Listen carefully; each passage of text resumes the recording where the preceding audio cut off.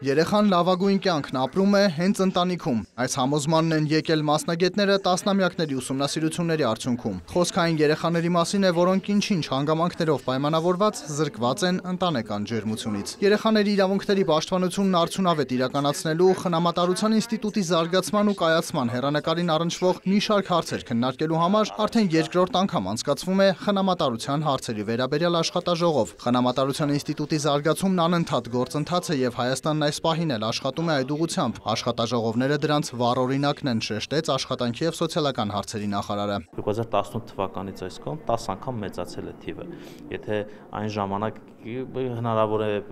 փոքրինչ սխալվեմ, բայց ասեմ մինչև այսպես 20 երեխա կար, որ ընտանիքներում էր ապրում, խնամատար ընտանիքներում, այսօր մենք ունենք 178 երեխաներ, ովքեր ապրում են ավելի քան 100 ընտանիքներում։ Սա բավականին լավ ցուցանիշ է, բայց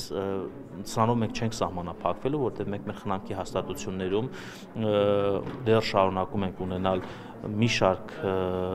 նաև հաշմանդամություն ունեցող երեխաներ։ Նախարարությունը Մեծ Բրիտանիայում գործող փորձառու միջազգային կազմակերպությունների հետ հուշագիր է ստորագրել առաջիկա տարիներին համաժողովներ, փորձագետների փոխադարձ այցեր կազմակերպելու վերաբերյալ։ Հայաստանը եւս միջազգային տարբեր հարթակներում կիսվում է իր փորձով։ Այս ամենի վերջնական նպատակը երեխաներին ընտանեկան ջերմ միջավայրում ապրելու հնարավորություն տալն է։ Մանկատանը ապրող երեխան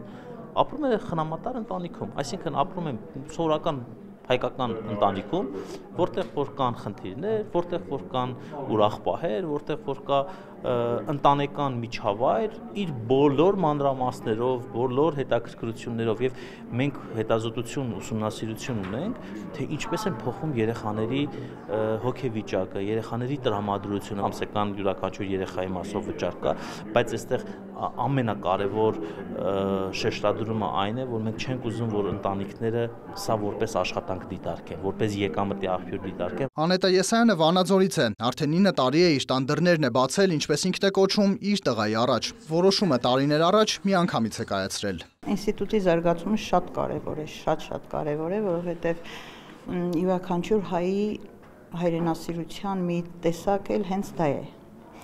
Ու մի երեխայի կյանք փրկելով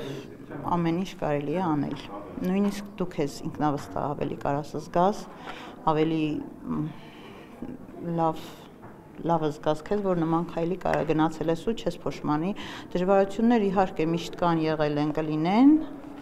հատկապես երեխաներին նոր բերած ժամանակ կամ հասունացման տարիքի հետ կապված բան, բայց դե եթե սիրով ես անում գործը, եթե որպես գործ չես մոտենում այդ գործին,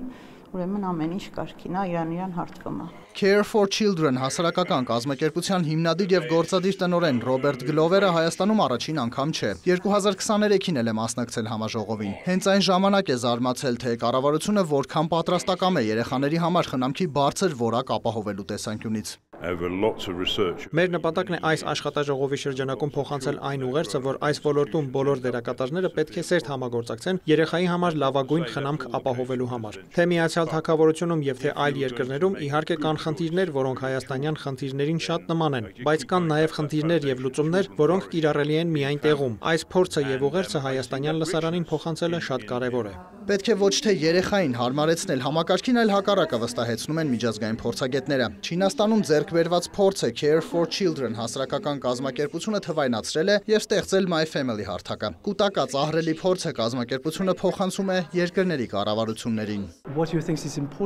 Մեր նպատակն է այս աշխատաժողովի շրջանակում փոխանցել այն ուղերձը, որ այս ոլորտում բոլոր դերակատարները պետք է սերտ համագործակցեն երեխայի համար լավագույն խնամք ապահովելու համար։ Թե Միացյալ Թագավորությունում եւ թե այլ երկրներում իհարկե կան խնդիրներ, որոնք հայաստանյան խնդիրներին շատ նման են, բայց կան նաեւ խնդիրներ եւ լուծումներ, որոնք կիրառելի են միայն տեղում։ Այս փորձը եւ ուղերձը հայաստանյան լսարանին փոխանցելը շատ կարեւոր է։ Աշխատաժողովի ընթացքում փորձագետները ներկայացրել են Խնամատարության ինստիտուտի զարգացման միջազգային գործիքակազմը, իսկ հայկական կողմը ներկայացրել իր համակարգն ու բարեփոխումների պլանը։ Անցկացվել են նաև պանելային քննարկումներ խնամատար ընտանիքում ապրող, այդ թվում հաշմանդամություն ունեցող երեխաների շրջանում դժվարությունների, կենսաբանական ընտանիքի հետ կապի վերաբերյալ։ Մուշեղ Իսախանյան, Հովհաննես Քյոսեյան, լուրեր։